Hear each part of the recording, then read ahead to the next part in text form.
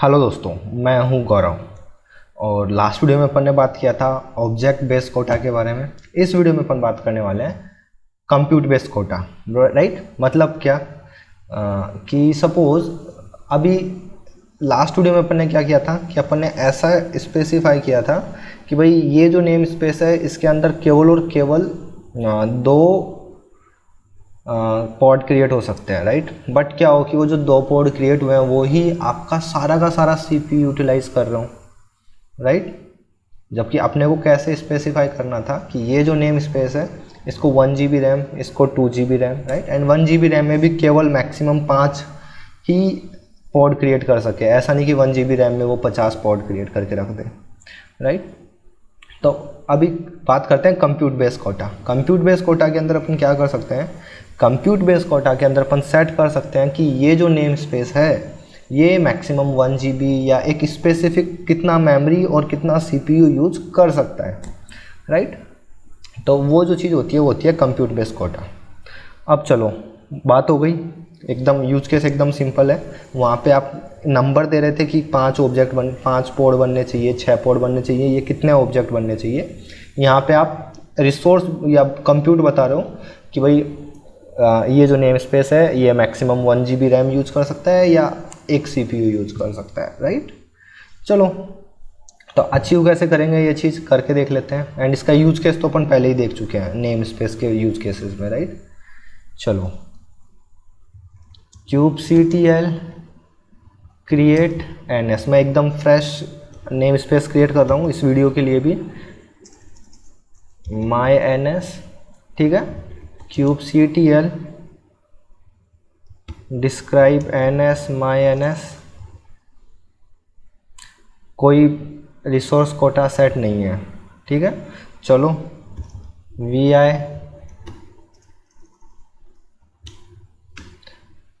ये जो था यहाँ पे, ये जो है इसके अंदर अपन ने लास्ट वीडियो में डिफाइन किया था कि ये मैक्सिमम 2 पॉड यूज़ कर सकता है।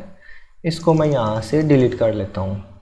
एंड यहाँ पे अब मैं लिखता हूँ request dot CPU।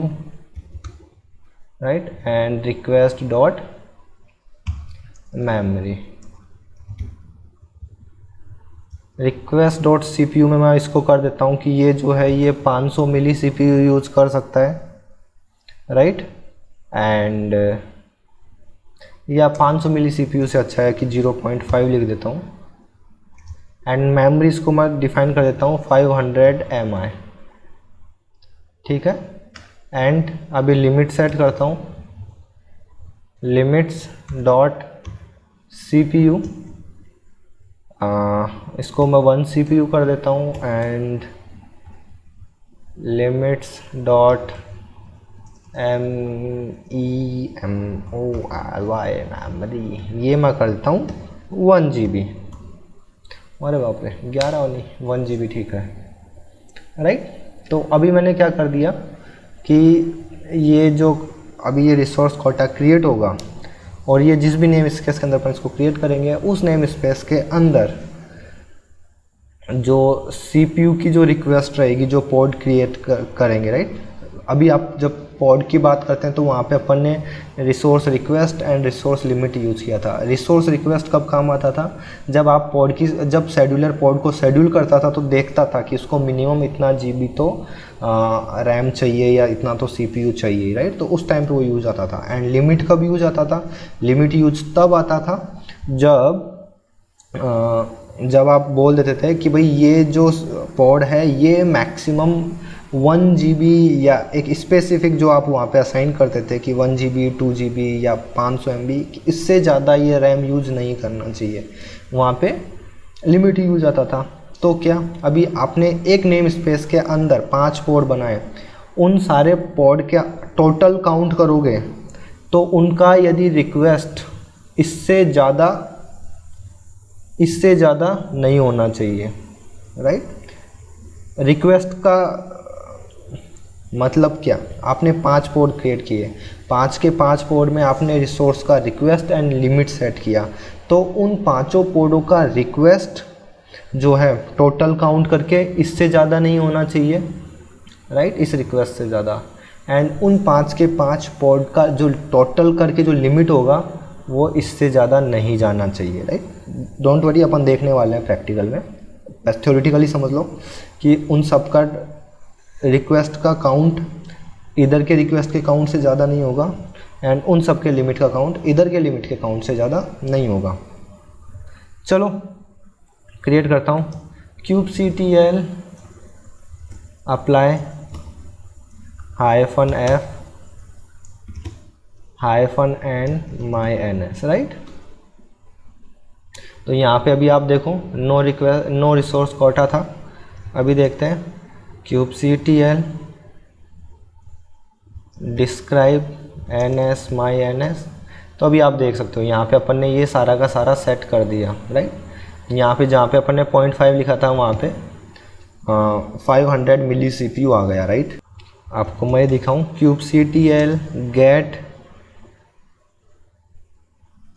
Resource quotas. तो आप देखो यहाँ पे इसको अपन ने कहाँ क्रिएट किया है, इसको अपन ने किया था myns के अंदर। तो यहाँ पे आप ये देख सकते हो कि ये भी जो है ये क्रिएट हो चुका है।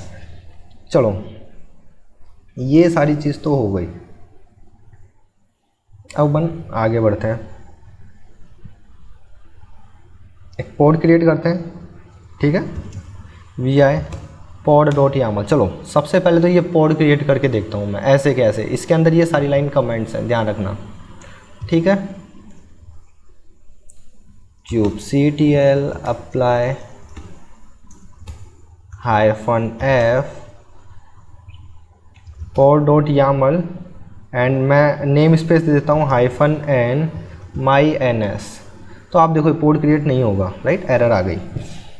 चलो और अभी देखो मैं इसी पोर्ट को डिफ़ॉल्ट नेम स्पेस में यदि क्रिएट करूँ तो देखो ये क्रिएट हो गया, राइट ना। ऐसा क्या हुआ यहाँ पे, तो यहाँ पे क्या है, अभी अपन ने वहाँ पे जब कंप्यूट बेस यदि अपन ने सब कुछ सेट कर दिया, कंप्यूट बेस कोटा यदि अपन ने सेट कर दिया, तो अपन को यहाँ पे रिसोर्स का लिमिट एंड रिसोर्स रिक्वेस्ट देना ही पड़ेगा, राइट। चलो अपन क्या करते हैं, सबसे पहले ज़रूरी नहीं है दोनों ही देना पड़े, अपन बात करते हैं इसके बारे में अगले वीडियो में कि क्या क्या चीज़ मैंडेटरी हो जाती है, ठीक है। अभी के केस में तो मैं केवल और केवल ये चीज़ अनकमेंट कर रहा हूँ एंड पॉड क्रिएट करता हूँ एंड मैं रिक्वेस्ट कर रहा हूँ 250 MB का, मे बी बाइट का, आई मीन, एंड लिमिट है 500।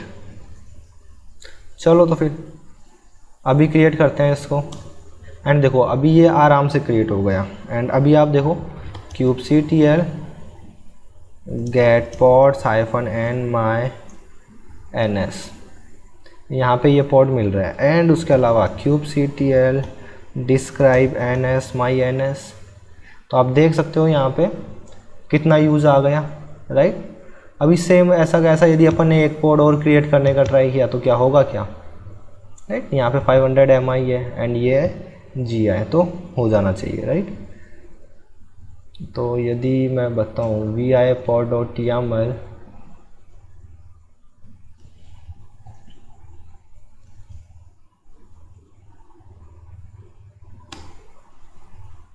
तो ये हो गया। अभी मैं एक तीसरा पॉड क्रिएट करने का ट्राई करता हूँ, अभी ये होगा क्या, क्या लगता है आप लोगों को। मैं इसका नाम दे देता हूँ 5 और उसके पहले मैं आपको डिस्क्राइब करके दिखा देता हूँ kubectl डिस्क्राइब ns myns। तो आप देखो यहाँ पे सब कुछ यूज आ चुका है ऑलमोस्ट, राइट।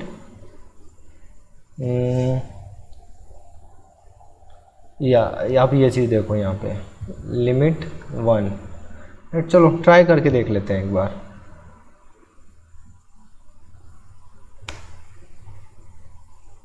फट गया, राइट। समझ में आ रहा है आपको। तो ऐसे आप कंप्यूट बेस कोटा भी सेट कर सकते हो आपके नेम स्पेस के अंदर, राइट। चलो अभी क्या करता हूँ मैं, अभी मैं डिलीट करता हूँ पहले तो इस पोर्ट को, kubectl get pods kubectl get pods -n myns kubectl delete pods test ns web server 2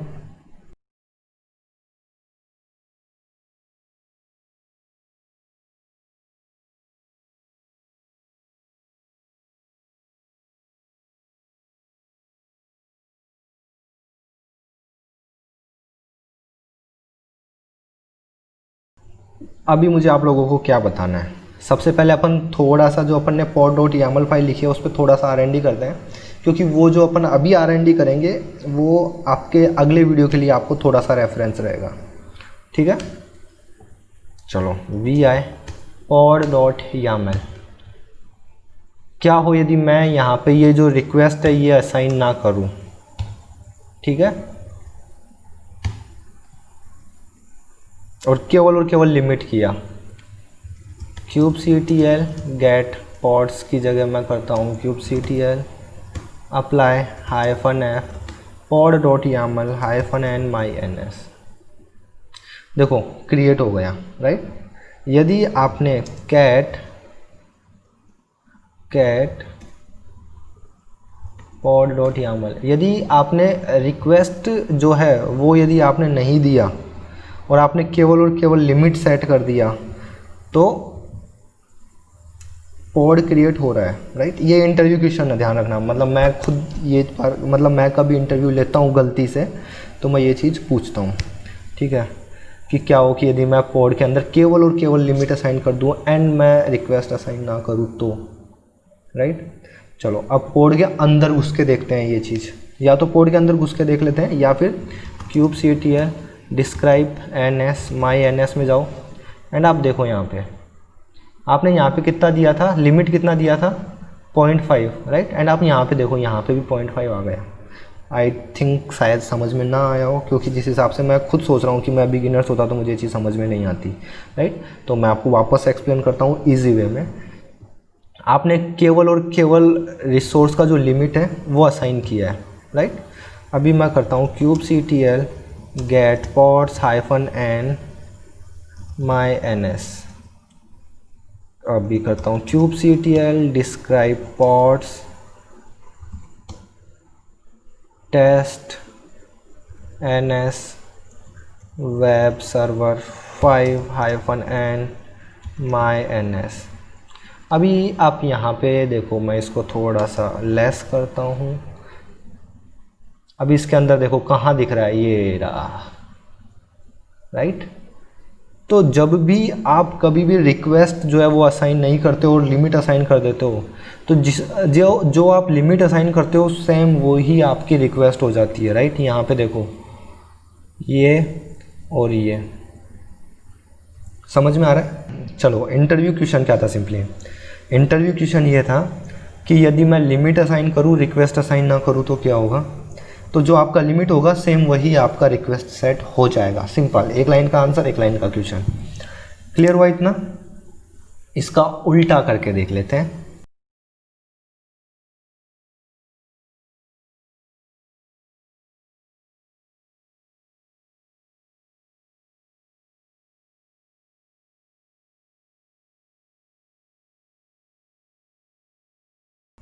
anyway ये एरर देगा, राइट।